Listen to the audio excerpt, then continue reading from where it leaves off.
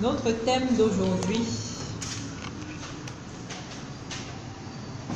je suis vraiment très contente parce que chacun des pasteurs aujourd'hui est entré dans le thème sans que on ne se concerte. Ça veut dire que l'esprit est un. Moi, mon thème, c'est la peur et le doute, frein à la foi. La peur et le doute, frein à la foi. Je commencerai par vous dire que la peur, selon le dictionnaire, c'est un sentiment d'angoisse éprouvé en présence d'un danger réel ou supposé. C'est quoi un danger? Cause possible de dommages. Mes frères, mes sœurs, nous avons souvent peur pour rien. Nous avons peur parce que nous pensons être en face d'un danger. Mais en réalité, est-ce que c'est vraiment un danger? C'est notre conscience qui nous joue des tours. Et quand on met la conscience au-dessus de Dieu, alors la catastrophe arrive. La chose que nous craignons arrive. Ce que nous devons savoir, c'est que c'est donc nous-mêmes qui rendons le danger possible à travers la peur. Et cela crée le doute. Et le doute, c'est quoi? C'est que nous nous convainquons de l'incapacité de l'intervention divine. Parce que quand tu as déjà le doute, c'est que tu as l'impression qu'il n'y a plus d'espoir. Tu oublies que Dieu existe, que tout est possible à celui qui croit.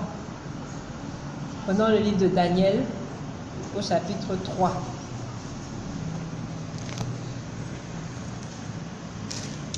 Daniel chapitre 3.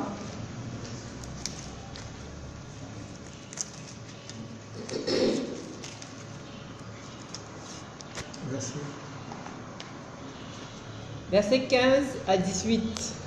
Daniel chapitre 3, verset 15 à tout est écrit. Maintenant, tenez-vous prêts et au moment où vous entendrez le son de la trompette, du chalumeau, de la guitare, de la sambuc, du psalterion, de la cornemuse et de toutes sortes d'instruments, vous vous prosternerez et vous adorerez la statue que j'ai faite. Si vous ne l'adorez pas, vous serez jetés à l'instant même au milieu d'une fournaise ardente. Et quel est le Dieu qui vous délivrera de ma main? Sadrach, Mesach et Abed-Négo répliquèrent au roi Nebuchadnezzar. Nous n'avons pas besoin de te répondre là-dessus. Voici notre Dieu que nous servons peut nous délivrer de la fournaise ardente, et il nous délivrera de ta main, ô roi. Simon, sache, ô roi, que nous ne servirons pas tes dieux et que nous n'adorerons pas la statue d'or que tu as élevée. Amen. Amen. Verset 25 à 26. Verset 25 à 26. Il reprit et dit, eh bien, je vois 4 hommes sans lien qui marchent au milieu du feu et qui n'ont point de mal. Et la figure du 4e ressemble à celle d'un fils de Dieu. Ensuite, Nebuchadnezzar s'approcha de l'entrée de la fournaise ardente. Et prenant la parole, il dit à Sadrach, Mesach et Abed-Négo, serviteurs du Dieu suprême, sortez et venez. Et Sadrach, Mesach et Abed-Négo sortirent du milieu du feu. Amen. Ici, nous avons donc l'histoire de ces serviteurs de Dieu qui avaient une entière confiance en Dieu. La peur ici vient du fait que le roi leur dit, quand vous entendrez telle chose, si vous ne vous l'obtenez pas, alors voici ce qui est probable de vous arriver. Mais quand le roi le disait, il ne parlait pas d'une probabilité. Il disait c'est ce qui va vous arriver. Mais ses serviteurs savaient qu'ils avaient un Dieu plus grand que ce que le roi avait déclaré pour eux. Voici pourquoi, avec assurance, il pouvait dire, nous n'avons pas besoin de te répondre là-dessus.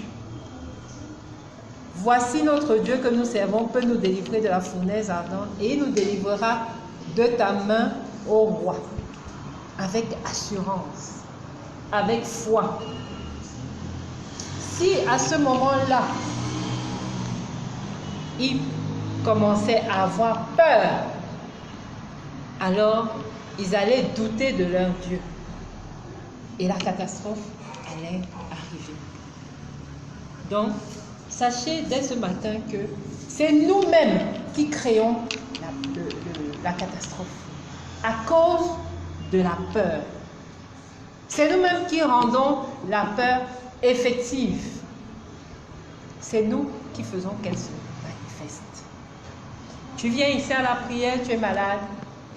Au lieu de venir avec la foi en te disant, le Dieu que j'ai vu agir va agir et je serai guéri. Tu viens, tu dis, je ne sais même pas si je vais guérir. Je ne sais pas si je vais m'en sortir. Tu es déjà en train de créer la peur par tes doutes. Et qu'est-ce qui va se passer? La catastrophe va arriver. Tu ne seras pas guéri. C'est pour ça que dans la Bible, Jésus pouvait dire, ta foi t'a guéri. Parce que la foi vient de ce qu'on entend. Et de ce qu'on entend vient de la parole de Dieu. C'est Romains 10, verset 17 qui le dit. Par conséquent, on peut dire que le doute est l'antonyme de la foi. Et le père du doute, c'est qui? C'est le diable. Il utilise donc la peur pour nous faire douter. La peur est fondée sur ce qu'on voit. Or, la foi est fondée sur ce qu'on ne voit pas. Hébreux 11, verset 1.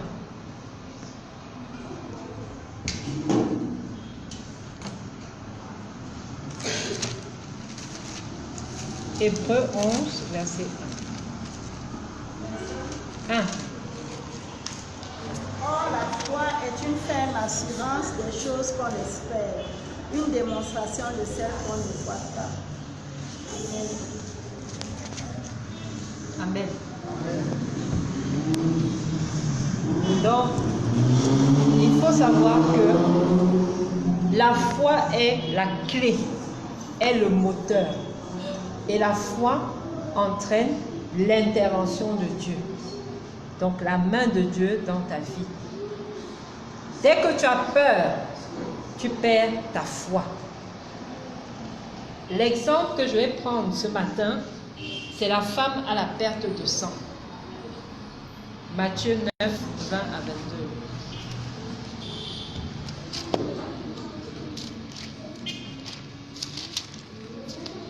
Matthieu 9, 20 à 22.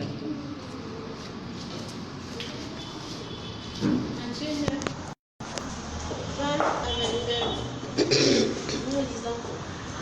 Ainsi, une femme atteinte d'une perte de sang depuis 12 ans s'approcha par derrière et toucha le bord de son vêtement. Car elle disait en elle-même, si je puis seulement toucher son vêtement, je serai guérie. Jésus se retourna et dit, en la voyant, prends courage, ma fille, ta foi t'a guérie. Et cette femme fut guérie à l'heure même. Amen. Voici une femme malade depuis des années qui cherchait la solution à son problème. Mais elle avait entendu qu'il y avait un Jésus-Christ de Nazareth qui guérissait les malades. Elle s'est dit au fond, si même je peux toucher son vêtement, alors je serai guérie. Personne n'avait jamais touché le vêtement de Jésus et avait été guéri. Il faut le savoir. Mais elle s'est convaincue que même le vêtement de Jésus allait la guérir. Et comme elle s'est convaincue de ça, elle n'avait aucun doute. Quand Jésus est passé, elle a touché son vêtement et elle a été guérie. C'est sa foi qui l'a guérie. C'est pas la foi que je peux prendre cette bouteille et je dis cette bouteille devient maintenant le médicament. Uniquement par la foi. Parce que je sais de quoi est capable mon Dieu.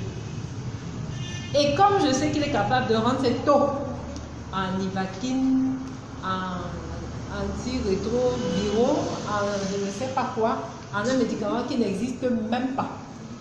Par la foi, je peux déclarer cela. Et par la foi, toi tu prends, tu bois et tu dis, ah, prophétesse, j'ai été délivré. Parce que j'ai vu la manifestation. Tout se fait par la foi. Donc, la foi ici, c'est la clé, c'est le moteur, c'est l'arme contre la peur. Pourquoi est-ce qu'on a des problèmes? Parce que quand la peur arrive, on ne cherche pas refuge chez Dieu. On commence d'abord à rechercher les refuges autour de nous, chez les hommes, partout autour de nous. Et c'est quand on ne voit pas qu'on dit, ah, je m'en vais un peu essayer chez Dieu. Mais la catastrophe est déjà arrivée. Alors que quand le problème arrive, si tu mets ta foi et tu dis, toi ce problème, passe comme tu es venu. Parce que moi je sais que mon Dieu est là. Et celui qui est devant moi est plus fort que toi. Ce problème ne va jamais t'atteindre. L'arme contre la peur, c'est donc une seule chose. Le nom de Jésus-Christ de Nazareth. Le nom de Jésus-Christ de Nazareth que nous minimisons. N'oublions pas que toute parole se fait toujours vivante par le nom de Jésus-Christ de Nazareth. Le nom de Jésus, c'est un nom qui a de la puissance. Prenons le livre de Philippiens 2, 9 à 10. Philippiens 2, 9 à 10.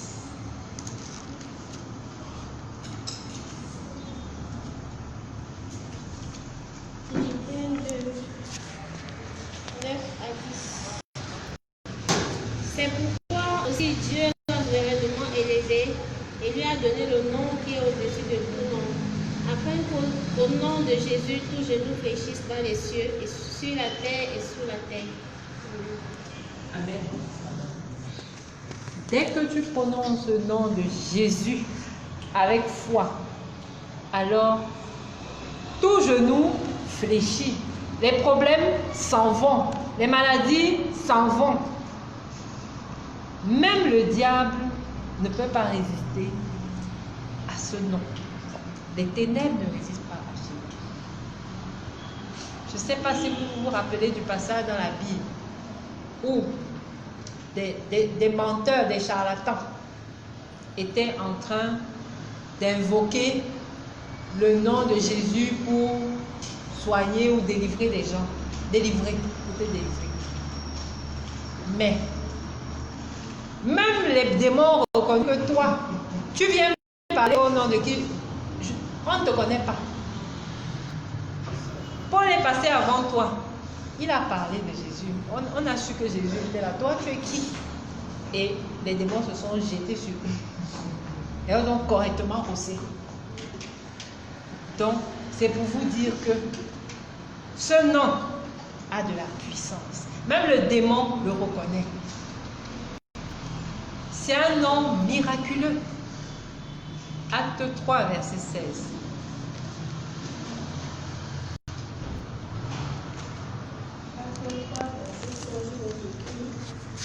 C'est par la foi en son nom que son nom a raffermi celui que vous connaissez. C'est la foi en lui qui a donné à cette entière guérison en présence de vous tous. Amen. Ce nom a donné la guérison. Ce nom a délivré. Ce nom a... Qu'est-ce que ce nom ne peut pas faire? C'est la question. Parce que ce nom peut tout faire. Tout ce que ton cœur désire en ce moment. Il n'y a que le nom de Jésus-Christ qui peut agir. Il n'y a pas autre chose. Ce n'est pas un sacramento. Ce n'est pas je ne sais pas moi, un culte spécial où je ne sais même pas qu'est-ce que vous allez allumer là-bas. Ce n'est pas tout ce qui se passe, mais c'est le nom de Jésus. Uniquement ce nom-là. Tout ce qu'on fait n'est que spectacle. Quand on fait sans ce nom, ce n'est que spectacle. Prenez ça, allez vous laver. C'est le spectacle. Mettez la poudre de 5, je ne sais pas quoi, ça va enlever les démons. Quelle poudre a déjà enlevé les démons un jour? Brûlez l'encens de quoi?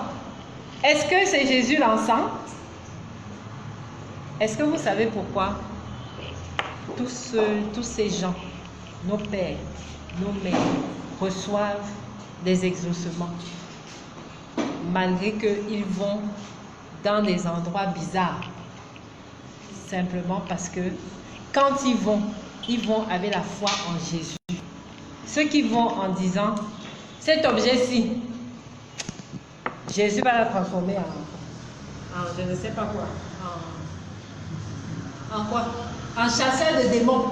Je dors avec ça sur mon oreiller. Ça marche. Parce que tu as déjà dit que cet objet, Jésus va transformer. Mais si tu prends l'objet, tu mets sur ton oreiller, tous les démons de la terre vont venir te trouver. Parce que tu ne sais pas au nom de qui tu le fais. C'est un nom qui ressuscite les morts. Acte 4, verset 10.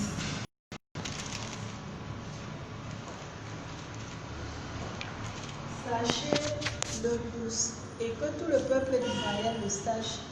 C'est par le nom de Jésus-Christ de Nazareth que vous avez été crucifiés et que Dieu a ressuscité les morts. C'est par lui que cet homme se présente en pleine santé devant vous. Amen. Amen. C'est par le nom de Jésus. Ce qui veut dire, quand je parle de mort, beaucoup de gens croient que c'est parce que je vais seulement dire que vous êtes dans la glace là-bas à la mort et qu'on va venir invoquer le nom de Jésus. Mais nous-mêmes, nous avons des situations mortes dans nos vies. Qu'on a tout cherché. On s'est déjà posé toutes les questions. Ces situations ont besoin d'une résurrection. Qui vient donc restaurer? C'est Jésus-Christ de Nazareth. La Bible me dit, à la croix, il a crucifié le péché. Ça veut dire qu'il a crucifié le péché, il a crucifié la stérilité, il a crucifié le célibat, il a crucifié la pauvreté, il a tout crucifié à la croix. Pour faire renaître par sa résurrection. Donc, ces situations que vous connaissez, c'est le nom de Jésus qui va les faire renaître. Il n'y a aucune situation qui peut dépasser Jésus-Christ de Nazareth. Même si le docteur t'a déjà dit n'importe quoi, même si un grand homme d'État qui a toutes les puissances de la terre t'a déjà dit n'importe quoi. Rappelez-vous encore dans Daniel, le Dieu que nous servons est capable de délivrer de la fournaise. Qui avait décidé la fournaise? Le roi. Et il n'y avait pas plus grand que le roi. Qu'est-ce que donc les sorciers de ton village ont décidé chez toi? Peu importe ce qu'ils ont décidé. Parce que tu vas appeler le nom de Jésus, tout cela sera nul et sans effet. N'oublie pas, toujours dans ta prière, finis par au nom de Jésus-Christ de Nazareth. C'est pour ça qu'on le dit. On ne le dit pas pour faire beau, mais parce que c'est ce qui scelle tout ce que tu as dit avant. C'est ce qui donne vie à tout ce que tu as dit avant. Au nom de Jésus-Christ de Nazareth. Vous allez entendre, il y a eu beaucoup de polémiques par rapport à ça. Le monde des ténèbres s'est levé. On ne doit pas dire le nom de Jésus n'importe comment. La Bible le dit, on ne doit pas parler du nom de Jésus n'importe comment. On ne doit pas parler du nom de Dieu parce que ça les fait trembler. Donc, ils ont dit, quand tu finis la prière, tu dis Amen. Mais non, Amen ne suffit pas. Au nom puissant de Jésus-Christ de Nazareth, Amen. Tu scelles et tu dis c'est accompli. Donc, beaucoup de prières sont faites en vain parce que tu n'appelles pas Jésus-Christ de Nazareth.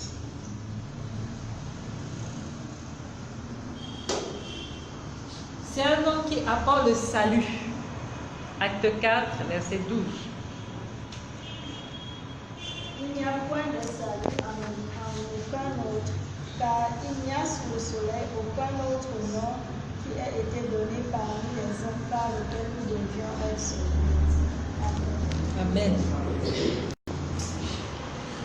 Le Seigneur lui-même l'a dit, Jésus est le chemin, la vie et la vérité. Nul ne peut prendre un autre passage s'il veut aller chez Dieu. Ça veut dire que ce nom seul te sauve. Ce nom seul te donne la rédemption. C'est par Jésus-Christ de Nazareth que le Seigneur a pardonné nos péchés. Quand on te dit, né de nouveau, accepte Jésus-Christ de Nazareth, moi j'ai entendu beaucoup me dire que, ne me dis plus ça. On dirait que ce sont les sectes. Parce que moi je connais déjà Jésus. Pourtant, on te donne une occasion là de commencer une nouvelle vie. Donc, l'identité, la nouvelle identité que le pasteur disait tout à l'heure. C'est pour ça que je vous ai dit que les thèmes sont dans mon thème. La nouvelle identité. Tu es né, tu as un nom, tu as une histoire. Mais ta vie commence du moment où tu nais de nouveau, tu reçois Jésus-Christ de Nazareth. Jacob, son nom est dit tromperie. Mais du moment où il a désiré naître de nouveau, naître de nouveau comment? Se repentir de ses péchés. Regretter, vouloir autre chose. Alors, il a demandé au Seigneur. Quand il demandait au Seigneur, c'était une sorte de baptême. Rebaptise-moi. Que je ne sois plus dans la malédiction, mais que j'entre dans la bénédiction. Parce que tu changes mon identité. Donc, nous avons notre part à faire, comme disait le frère Grégory. Ta part, c'est de vouloir. Ta part, c'est de te repentir, de demander pardon. Alors, Jésus-Christ entre dans ta vie.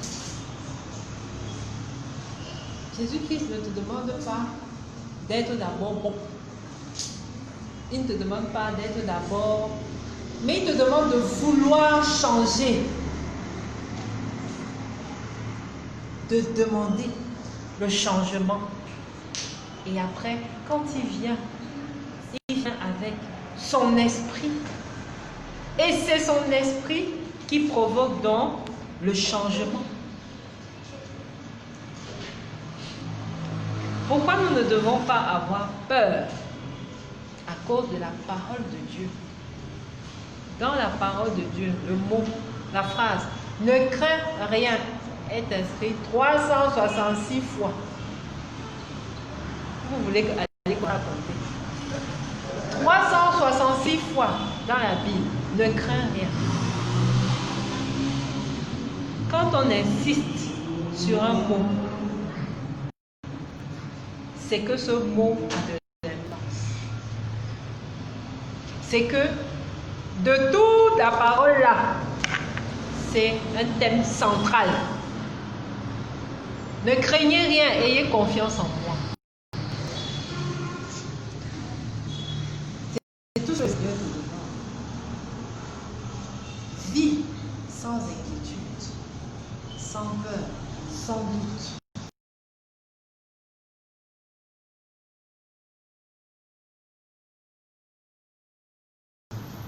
On a eu un pape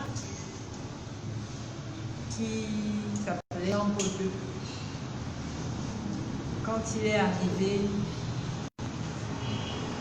on l'a choisi. Il s'est mis sur le balcon là.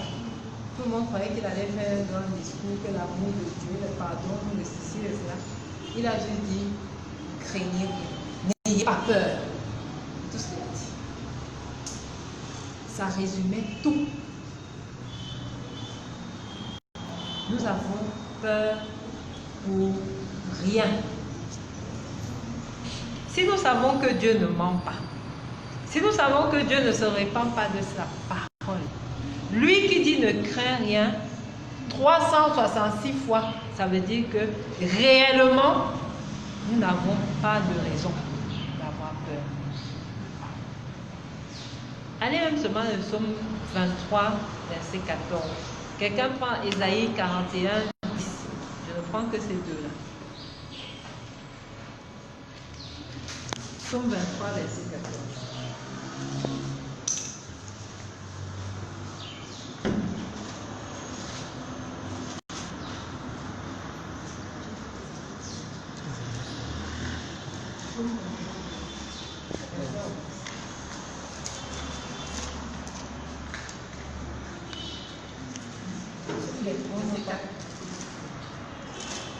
Quand je marche dans la vallée de l'ombre de la mort, je ne crains aucun mal, car tu es avec moi. Ta houlette et ton bâton me rassurent. Amen. Quand je marche dans la vallée de l'ombre de la mort, on n'a pas dit la vallée de la mort, l'ombre. Ça veut dire que tu vas trouver une situation qui a l'air compliquée, mais en fait, ce n'est que l'ombre. C'est une illusion. Elle n'est pas si compliquée que ça. Le diable a maquillé pour que quand tu regardes avec tes yeux d'homme, tu trouves que oh là là, je ne peux pas.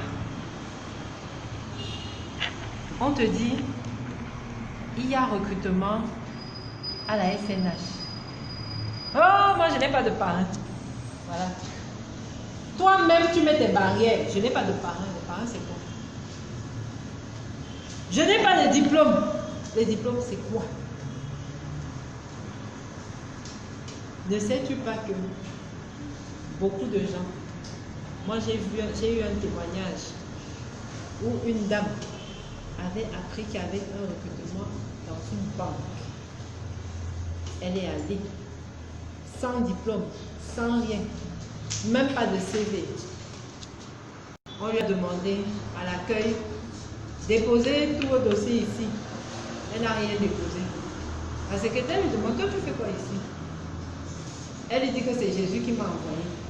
La réponse était tellement bizarre qu'elle allait dire au patron qu'il y a quelqu'un là-bas que Jésus a envoyé. Le patron a dit que, appelez-moi d'abord la personne. Elle était la première entrée. Madame, comment ça Jésus vous a envoyé? Il dit oui.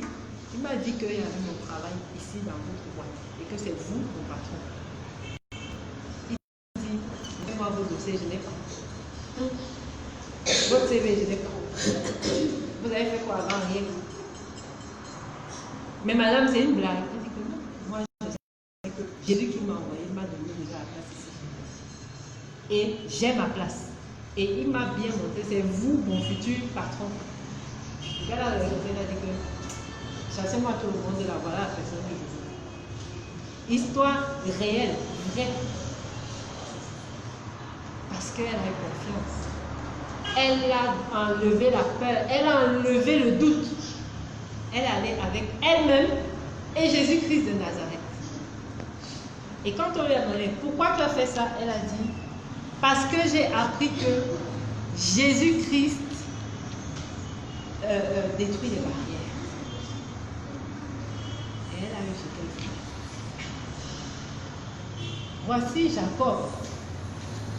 Tu vas me bénir. On touche même dans la voiture et sa hanche. Pour le rendre un peu, comment on dit ça? Pour le déstabiliser, il dit que je m'en fous. Tu vas me bénir, oublie même la voiture de la hanche là. Il devient même encore plus fort. Le Seigneur dit que ça c'est qui ça? Il est décidé, je vais seulement lui donner. Mais toi, tu commences. Tu demandes à Dieu, bénis-moi. Dès que tu arrives, le diable maquille une histoire devant toi. Tu dis que ce n'est plus ma place là-bas. Tu fais demi-tour. Qu'est-ce que tu comptes avoir? Tu n'auras rien. Pourquoi? Parce que tu as cédé à la peur. Il y a encore un homme de Dieu qui disait qu'un jour, il était dans sa chambre. Il entendait les casseroles. Tout le monde dormait déjà. Il entendait les casseroles dans la cuisine. Et il se posait les questions. Mais tout le monde a peu dormi. On dirait quelqu'un en train de préparer dans la cuisine, mais qui faisait vraiment beaucoup de bruit. Après, le bruit qui de la cuisine va au salon. Tout le monde avait peur dans la maison. Il s'est levé. Il a guetté. Il voit la lumière allumée. Il voit les choses bizarres. Alors qu'ils avaient tout éteint. Il dit, il faut me laisser dormir. C'est pas ta place ici. Il repart dormir. Il dit que c'était le diable. Et quand il est reparti dormir, il est parti. Il n'y avait plus de bruit. Et non seulement il n'y avait plus de bruit, mais il avait encore éteint tout ce qu'il avait. Il dit que c'est la peur. C'est la peur qui donne l'essence au diable. Pour t'effrayer, pour te faire douter de la présence de Dieu. Si vous devez donner un nom, la peur et le doute, ce sont les deux choses. Quand vous voyez cela, c'est le diable. Comment on peut donner à Dieu amour, miséricorde, donner au diable peur et doute? Nous avons peur du lendemain. Nous avons peur même de l'instant actuel. Nous avons même peur de ce qui s'est passé. Parce qu'on entend souvent prophétesse. Dans ma famille, là, on avait dit que vraiment, moi, je ne suis pas tranquille. Alors qu'on vient peut-être de briser les liens. Je me pose souvent la question que, mais on finit de briser les liens. Toi, tu sors une histoire de famille de 1900, je ne sais combien. Ça veut dire que tu ne crois pas. Et on va continuer à briser les liens, continuer, ça ne va rien donner. Quand vous venez à la prière, ayez foi. N'ayez pas peur. Ne doutez pas. Ne regardez pas les gens avec un œil en vous disant vraiment, je ne sais même pas qui elle est. Ce n'est pas moi, c'est le Seigneur. Quand je vous dis, écrivons. Moi-même, j'écris. Pourquoi j'écris? C'est aussi Dieu. C'est que je connais tout. Dieu m'a déjà béni, Dieu m'a tout donné. Pourquoi vous venez pas ici, vous trouvez le diamant partout? C'est bien écrit là-bas, c'est à moi qu'appartient l'or et l'argent. Mais nous, les serviteurs, on a les mêmes problèmes que vous. Souvent même plus. Nous-mêmes, nous avons besoin d'enseignement, de prière et tout ce que le Seigneur donne. Il peut nous donner de parler de sa parole. Mais nous-mêmes, nous avons besoin de force pour appliquer tout cela. Donc, nous sommes tous à l'école. Vous n'êtes pas les seuls. Donc, je parle pour nous tous que nous quittions ce climat de peur et de doute pour que nous commencions à voir la main de Dieu. Pourquoi la peur n'a plus d'importance? Tout a commencé avec un seul nom, Jésus-Christ de Nazareth. 1 Pierre 2, 24.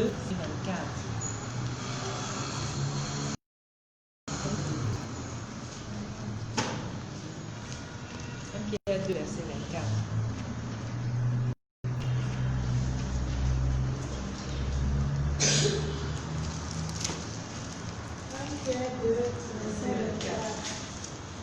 Lui qui a porté lui-même le péché en son corps sur le bois, afin que, mort au péché, nous vivions pour la justice, lui par les meurtrissures duquel vous avez été guéris.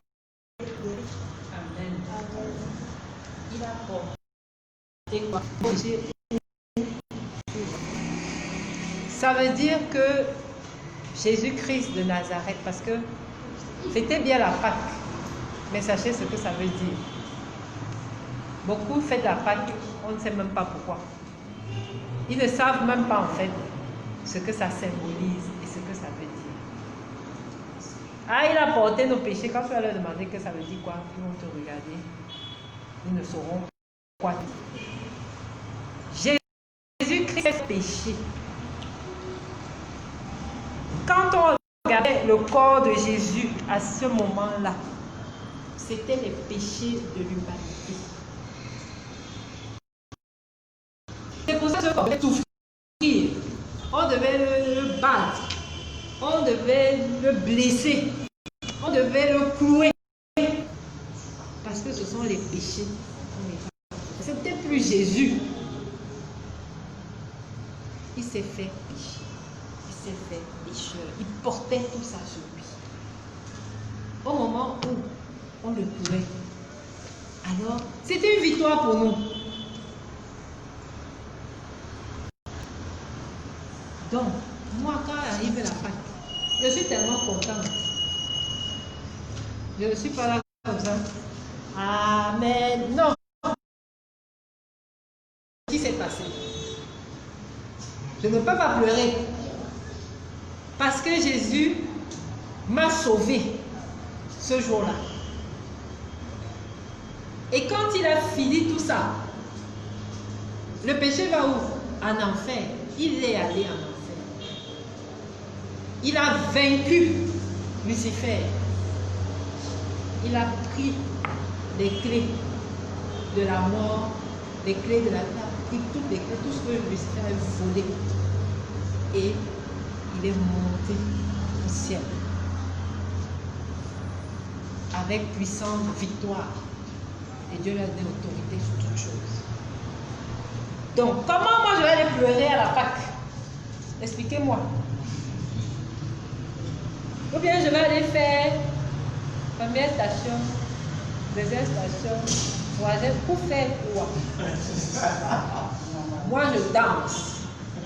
Parce qu'il s'est fait pécher pour moi. Et je suis sauvée par ça. Qui peut tuer le Fils de Dieu? Personne.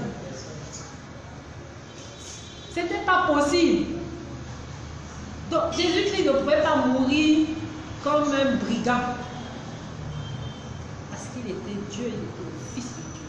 Et personne ne peut le tuer. Comme personne ne peut me tuer moi. Parce que quand Jésus-Christ est parti, il est parti me préparer une place à côté de son Père. Donc, il m'a rendu effectivement, moi aussi, fille de Dieu. Qui peut me tuer donc? Personne. Tourmente tes plans là, tu ne peux rien. Quand la maladie qui rôde autour de moi, tu ne peux rien. Peu importe ce qu'il y a là, tu ne peux rien. Je suis éloigné du péché. Je ne suis plus avec toi. Nous ne marchons plus sur la même terre. Donc, il faut que nous mettions bien ça dans la tête. Je n'ai plus le droit d'être malade, d'être opprimé, de pleurer. Non. Parce que Jésus-Christ l'a fait. Et comme le Seigneur a dit qu'il l'a fait, moi je sais que je sais un Dieu qui n'est pas un homme pour mentir, ni le Fils de l'homme pour se repentir. Donc je sais que c'est ça. Je ne suis plus condamné, mais je suis libre. Donc, ce qui va me condamner. La maladie te condamne au lit. Certains péchés te condamnent à la tristesse. Certains péchés te condamnent, je ne sais pas où. Tu deviens esclave. Parce que quand la maladie dit va te coucher, tu ne peux pas dire le contraire, tu vas seulement te coucher. Mais moi je dis non. Tu n'as pas d'ascendance sur moi. Galates 5, verset 1.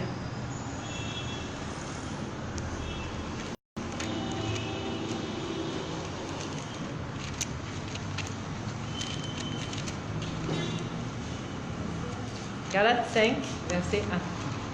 Galates 5, verset 1. C'est pour la liberté que Christ a affranchi. Demeurez donc fermes et ne vous laissez pas mettre de vos sous le joug de la servitude. Amen. C'est pour la liberté. Demeurez ferme. C'est-à-dire que je suis ferme, que je suis libre. Je ne mets plus aucun joug. Je ne me mets plus aucun joug. Je ne me mets plus aucun fardeau.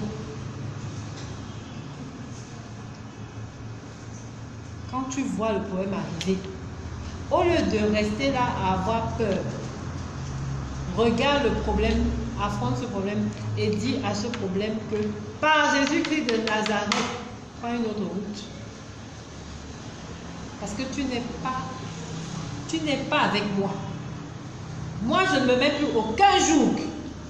Je n'ai plus de fardeau. Donc, toi qui as un fardeau là, ce n'est pas pour moi, je suis libre. Par Christ, j'ai été affranchi. Commence d'abord par ça, avant d'aller commencer à chercher des solutions. Chez Mala, chez je ne sais qui va venir encore te mettre les jougs sur les jougs.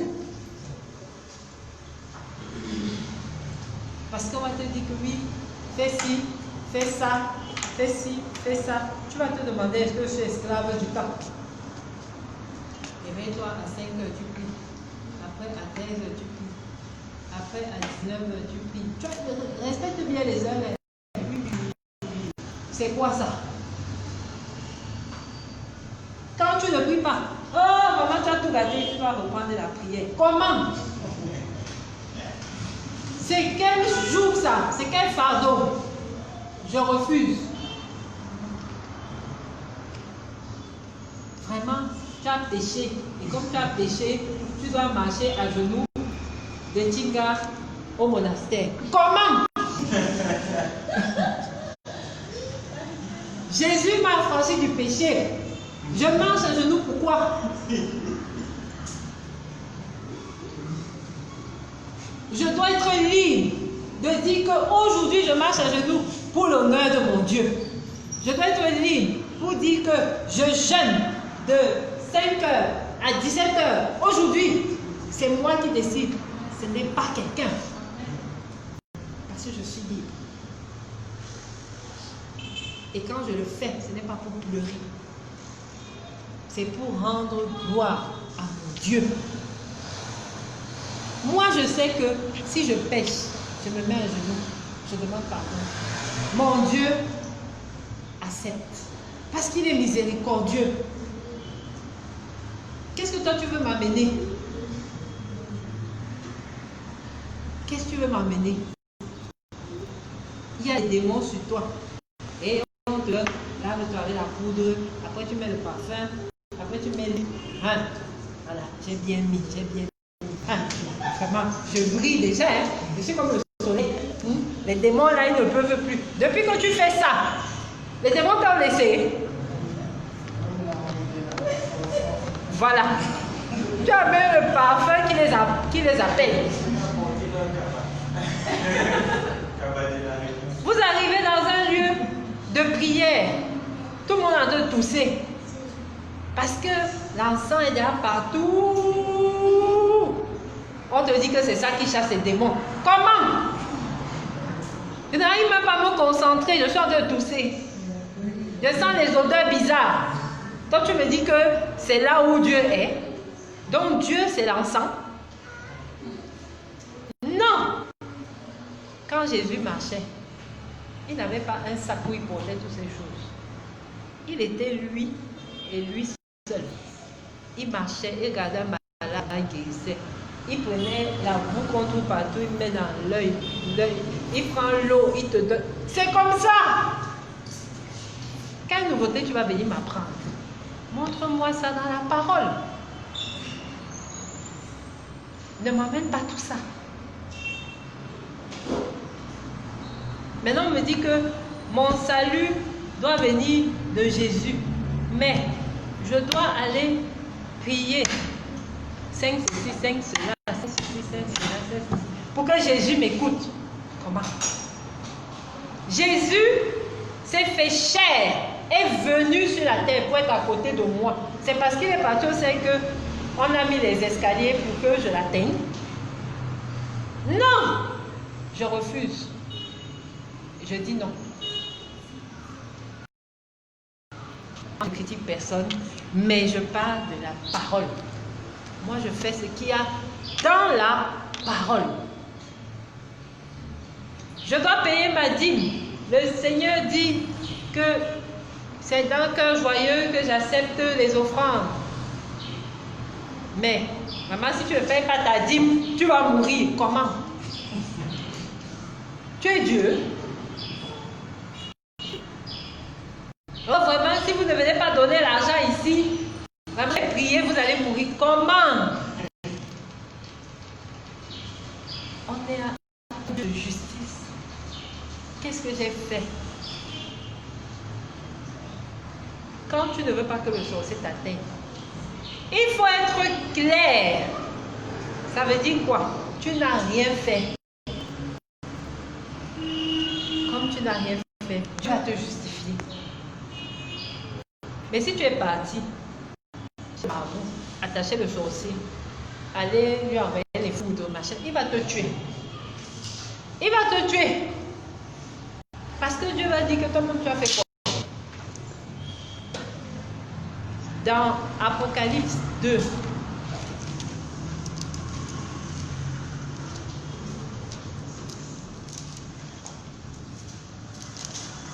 Apocalypse 2,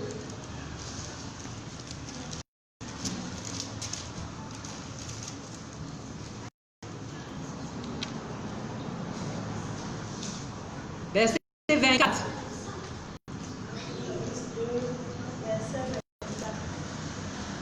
À vous, à tous les autres de Thyatire, qui ne reçoivent pas cette doctrine et qui n'ont pas connu les profondeurs de Satan, comme il les appelle, je vous dis, je ne mets pas sur vous d'autres fardeaux. Amen. Je n'ai pas connu les profondeurs de Satan. Je n'étais pas avec vous dans vos réunions de sorcellerie. Je ne vous connais pas. Je ne suis pas allé chez un marabout pour qu'on commande les incantations. Je suis restée dans ma chambre. Vous vous êtes assis là, vous avez dit qu'elle va mourir. Je vais mourir comment? La parole est claire. Vous qui n'avez pas connu, je ne mets plus aucun fardeau. Ça veut dire que tout ce que vous allez dire là, nul est sans Dieu. Parce que vous ne me connaissez pas, je ne vous connais pas. Nous ne prions pas le même Dieu. Donc, pourquoi avoir peur des sorciers.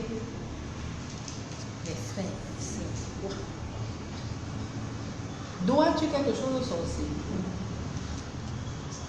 Je dis toujours que si tu ne veux pas que te fasse sorcier, n'aie aucune dette. Est-ce que tu dois quelque chose aux sorciers? Non. Alors, pourquoi vont-ils t'atteindre? Ils ne t'appelleront jamais. Ils ne t'appelleront jamais. Et quand ils viennent t'effrayer, parce qu'ils vont venir t'effrayer, appelle Jésus-Christ de Nazareth, ils vont partir. Ils vont partir. Tu n'as pas besoin des grosses prières. À la mention de son nom, tout genou et toute langue confesse qu'il est Jésus-Christ de Nazareth. Viens me sauver. Pouf, ils partent tous. Ils ne peuvent même pas résister. Ils ne peuvent pas résister. Donc, changeons de mentalité. Maintenant, est-ce que tout le monde peut appeler Jésus-Christ de Nazareth dans votre avis? La Bible le dit bien, c'est pas tous ceux qui vont dire Seigneur, Seigneur. Ça veut dire que tout le monde ne peut pas appeler. Pourquoi? Parce que tout le monde n'est pas digne d'appeler Jésus-Christ de Nazareth. La prophétesse est en train de vous dire quoi comme ça? Vous allez dans les églises. Au nom de Jésus, Jésus, Jésus. Et rien ne se passe. Pourquoi? Parce qu'ils ne sont pas dignes d'appeler Jésus-Christ de Nazareth. Tout simplement. Qui l'appelle? Ceux qui le connaissent. Et ceux qui le connaissent. Uniquement ceux qui le connaissent et ceux qui le connaissent. Ils ont déjà un rapport ensemble. Et comment se crée ce rapport? La nouvelle naissance. 2 Corinthiens 5, 17.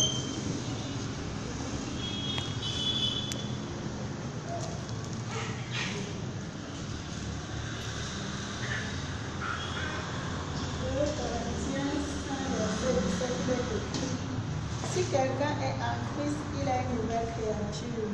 Les choses anciennes sont passées, voici toutes choses sont devenues nouvelles. Amen. Le pasteur Paul vous a tout dit sur ça. Enlevez l'ancien vêtement. Vous dépouillez. Parce que Jésus, il change ton cœur. Il te donne une nouvelle identité. Ézéchiel 36, verset 26.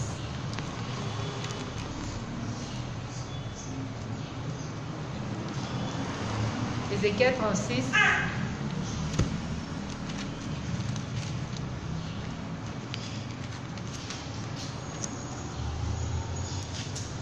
Ézéchiel 36, verset 26, il est écrit: Je vous donnerai un cœur nouveau, et je mettrai en vous un esprit nouveau. J'ôterai de votre corps le cœur de pierre, et je vous donnerai un cœur de chair. Amen. Enlevez le cœur de pierre et recevez un cœur de chair.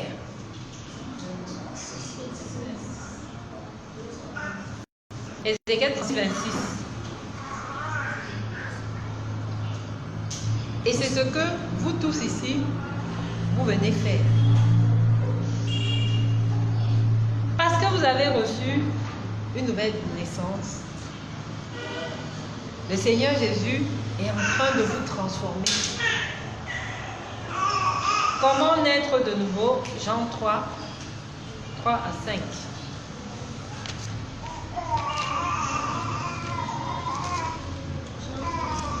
À 5. Jean 3, 3 à assez.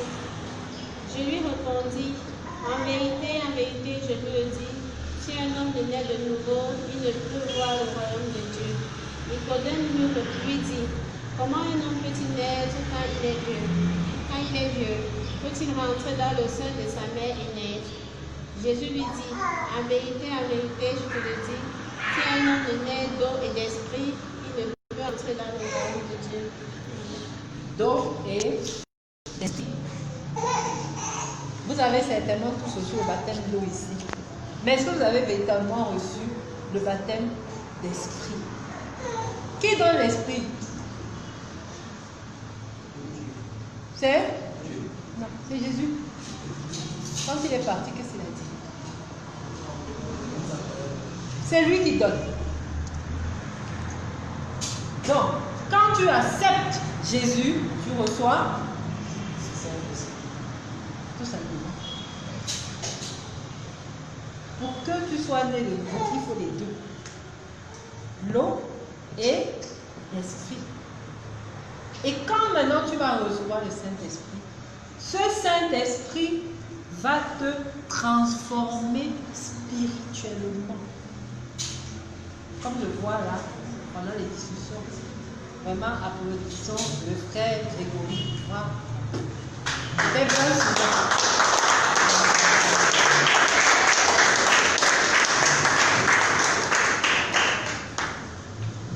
il est assidu, il vient, l'esprit commence à lui parler. L'esprit lui donne les profondeurs de la parole. Donc, c'est une transformation spirituelle. Ça peut prendre du temps. Je voudrais ici que tout le monde se dise que chacun n'arrive pas au même moment. C'est un train, on part tous ensemble. La destination, ça dépend de chacun. Tu t'es dépouillé de quoi? Est-ce que tu connais la vérité? Est-ce que tu agis selon la vérité, selon la justice? Il y a beaucoup de choses qui viennent en compte. Mais à la fin, tout le monde y arrive. Tout le monde.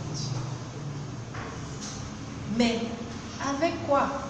Jacob, persévérance. Persévérance. Jacob a persévéré toute une nuit. Jusqu'à le roi, il était même prêt à aller même 10 ans. C'est même Dieu qui a dit que non, c'est bon. Donc, ne viens pas ici en te disant que oh, pourquoi le frère qu'on est arrivé à se mettre derrière, il est déjà là-bas devant. Non, c'est son temps. Pour toi, arrive. Mais continue dans le chemin. Continue à persévérer. Ne te laisse pas. Ça viendra.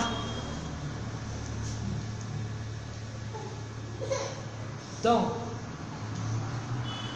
accepter Jésus,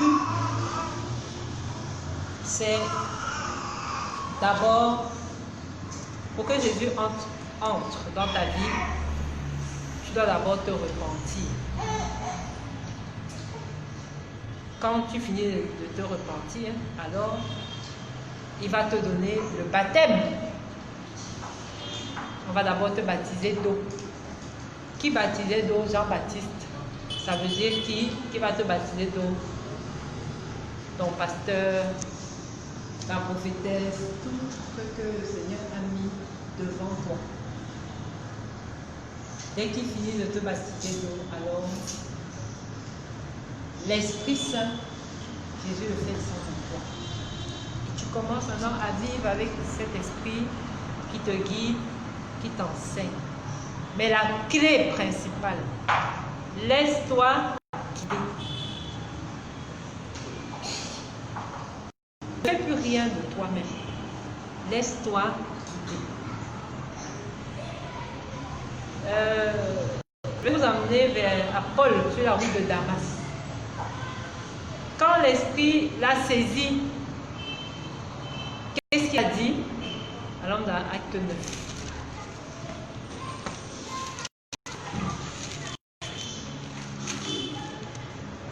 Acte 9.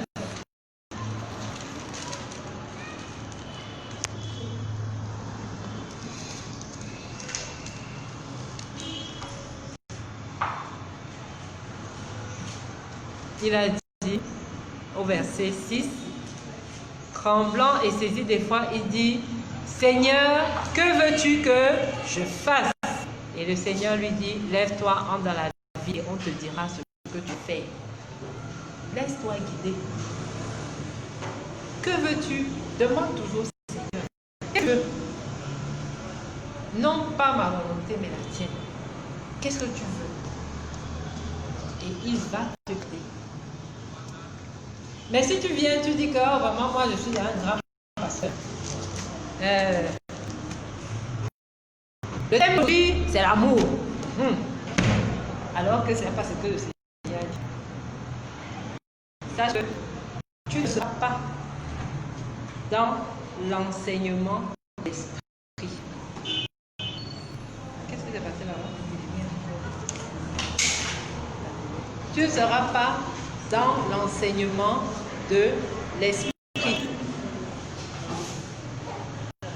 Donc, il faut le savoir. Donc, vraiment, prends courage et que l'Esprit de Dieu soit avec toi. Amen.